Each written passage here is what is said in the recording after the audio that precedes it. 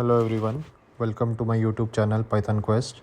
तो आज हम फिर से अपनी डेटा टाइप की इस सीरीज़ को आगे बढ़ाते हैं, जिसमें आज हमने पांचों क्वेश्चन डिक्शनरी से लिए हैं। तो let's quickly start with Python basic data type questions. तो इसमें मेरे पास एक डिक्शनरी है डी इक्वल्स टू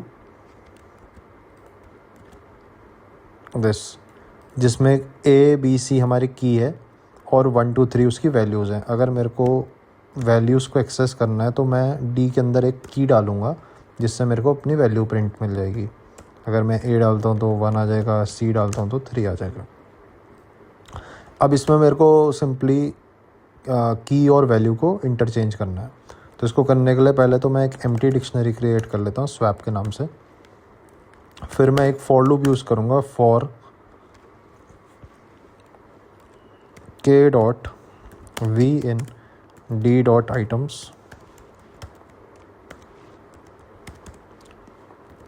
स्वैप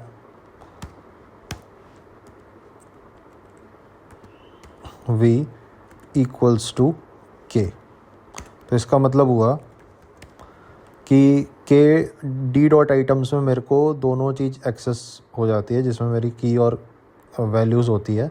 और मैंने यहाँ पे लिखा अगर स्वैप में मैं वैल्यू 1 पुट करूँगा, क्योंकि v इस समय 1 है, तो स्वैप में 1 पुट करूँगा तो मेरे को की मिल जाएगी जो a आएगी स्ट्रिंग के अंदर। सेम अगर v को मैं 2 पुट करूँगा तो b आएगा। तो अगर मैं स्वैप को प्रिंट करूँगा तो मेरे पास इंटरचेंज हो जाएगी वैल्यूज़। इसको करने का एक और तरीका हो सकता है, अगर मैं इसी के अंदर डी कॉमा ये लिख के अगर मैं ऐसे लिखूँ तो भी मेरे को सेम आउटपुट मिल जाएगा। इसकी चीज़ v, क्योंकि डी के अंदर जो के है इसकी भी वैल्यूज़ के v के बराबर होती है, अभी जैसे हमने शुरुआत में प्रिंट किया। डी डॉट आइटम्स जो होता है वो हमारे को की और वैल्यूज़ को एक्सेस करने में हेल्प करता है ऐसे। सेकंड क्वेश्चन इज़ जिसमें हमें वॉवल्स काउंट करने हैं स्ट्रिंग में। स्ट्रिंग हमारी है प्रोग्रामिंग इज़ फन। इसमें बस एक चीज़ का ध्यान रखना है कि इसमें जो ये वॉवल है आई इज़ में आई, ये अपर केस में है। तो इसके लिए भी हम एक चीज़ करेंगे, पहले हम अपने वॉवल्स को लिख लेते हैं जो कि हैं स्ट्रिंग के अंदर AEIOU। फिर हम एक काउंट को 0 कर लेते हैं, क्योंकि अब हम हर एक वॉवल को इनिशियलाइज़ करेंगे एक डिक्शनरी के अंदर। तो मैंने एक एम्प्टी डिक्शनरी क्रिएट कर ली काउंट के नाम से। अब मेरे को हर एक वॉवल को इनिशियलाइज़ करना है 0 पर, तो मैं लिखूँगा for v in vowel count v equals to 0। मतलब कि v इन वॉवल का मतलब हुआ कि v जो है वो AEIU के हिसाब से चलेगा। तो v जैसी a होगा तो a 0 हो जाएगा, उसके बाद E 0 हो जाएगा, सब 0 हो जाएंगे। तो अगर मैं काउंट को प्रिंट करूँगा तो मेरा हर एक वॉवल इनिशियलाइज़ हो गया 0 वैल्यू पर। अब मैं एक और फॉर लूप यूज़ करूँगा इसके अंदर के अंदर वॉवल्स को काउंट करने के लिए। तो मैं लिखूँगा फॉर v इन, या फिर आई यूज़ कर लेता हूँ, आई इन के डॉट लोअर। के डॉट लोअर मैं इसलिए लिख रहा हूँ क्योंकि ये जो आई है मैं सारे लेटर्स को पहले लोअर केस में कर दूँगा, उसके बाद में वॉवल्स को काउंट करूँगा। क्योंकि अगर मैं ऐसा नहीं करता हूँ तो जो वॉवल अपर केस में वो काउंट नहीं होगा। तो फॉर आई इन के dot lower if I in vowel, तो अगर आई के डॉट लोअर में भी है और आई वॉवल में भी आता है, वॉवल मतलब AEIOU, तो मैं कहूँगा कि मेरे काउंट को +1 इंक्रीज़ कर दो। तो अगर मैं अब काउंट को प्रिंट करता हूँ तो मेरी वैल्यू आ जाएगी, इसमें मेरे को आई लिखना पड़ेगा, तो मेरी वैल्यू आ जाएगी A1 E0 I2, जिसमें आप देख सकते हो कि इसमें A1 है, E0 I2 है, O1 है और U1 है। नेक्स्ट क्वेश्चन इस जिसमें मेरे पास 2 डिक्शनरीज़ है और दोनों डिक्शनरी को मर्ज करना है। इसको मैं 2 तरीके से करूँगा, 2 अलग अलग क्वेश्चंस करूँगा। एक डिक्शनरी में दोनों कीज़ अलग अलग हैं, जिसमें इसमें A और B है की, और डिक्शनरी 2 में C और D है। तो इसको तो मैं नॉर्मली मर्ज कर सकता हूँ यूनियन ऑपरेटर का यूज़ करके, dict1 यूनियन dict2। तो इसको मैं प्रिंट करूँगा तो मेरी डिक्शनरीज मर्ज हो गई। पर लेट्स से मैंने dict2 में एक कॉमन की ले लेते हैं B, दोनों में B है, और अगर अब मैं इसका यूनियन करूँगा तो मेरे को जो आउटपुट मिल रहा है उसमें मेरे यूनियन तो हो गया है, वैल्यूज़ अभी भी मर्ज हो गई, बट इसमें की मर्ज हुई है, वैल्यूज़ मर्ज नहीं हुई है। और वैल्यूज़ जो है वो डिक 2 के हिसाब से है, सिर्फ इसमें डिक्शनरी 1 का A1 आ गया। तो इसको करने के लिए मेरे पास जो तरीका है वो है, सबसे पहले तो मैं एक एम्प्टी डिक्शनरी क्रिएट करता हूँ मर्ज्ड के नाम से। अब मैं मर्ज्ड में पहले डिक्शनरी 1 की वैल्यूज़ को ऐड करूँगा। फॉर k.v इन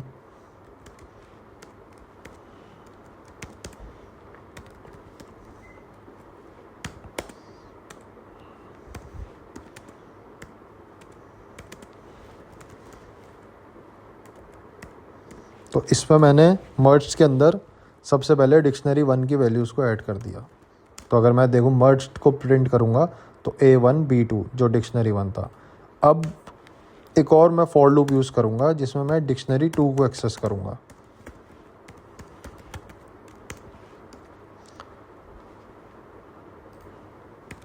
तो इसमें मैं लिखूँगा इफ़ k इन मर्ज्ड, अगर k डिक्शनरी 2 में भी है और k मर्ज्ड में भी है तो मेरे k में जो की है उसमें वैल्यू को ऐड कर दो, और एल्स अगर नहीं है तो उसमें वैल्यू को सेम रहने दो।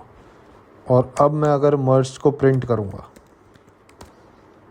तो मेरी वैल्यूज़ b की ऐड हो गई 5, 2 + 3 5। तो अगर मेरे पास अलग अलग है तो मैं यूनियन ऑपरेटर यूज़ कर सकता हूँ। अगर मेरे पास एक कॉमन की है और मेरे को उन दोनों की वैल्यूज़ को ऐड करना है तो मैं ऐसे फॉर लूप का यूज़ कर सकता हूँ। क्वेश्चन नंबर 4 में हमारे पास एक इनपुट है जिसमें एक स्ट्रिंग दे रखी है हेलो वर्ल्ड हेलो पाइथन। अब हेलो 2 बार यूज़ हो रहा है और मेरे को इसको एक ही बार करना है। तो एक तरीका तो है कि मैं एक सेट क्रिएट कर सकता हूँ सेट के नाम से, जिसमें मैं लिखूँगा k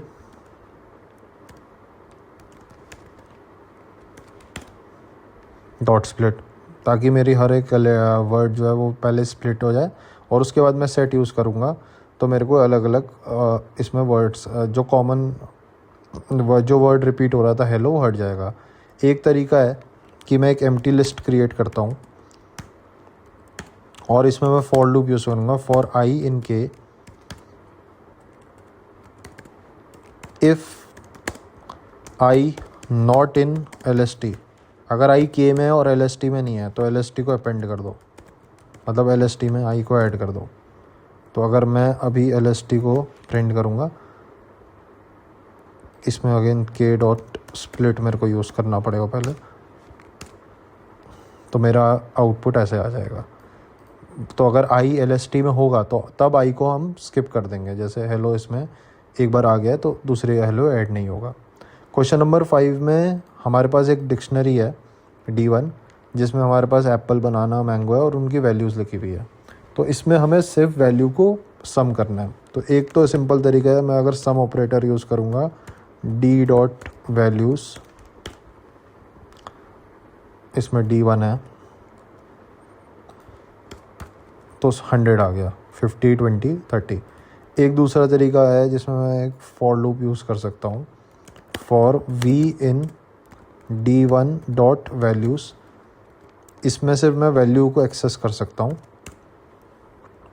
सबसे पहले मैं एक सम को इनिशियलाइज़ कर लूँगा s = 0,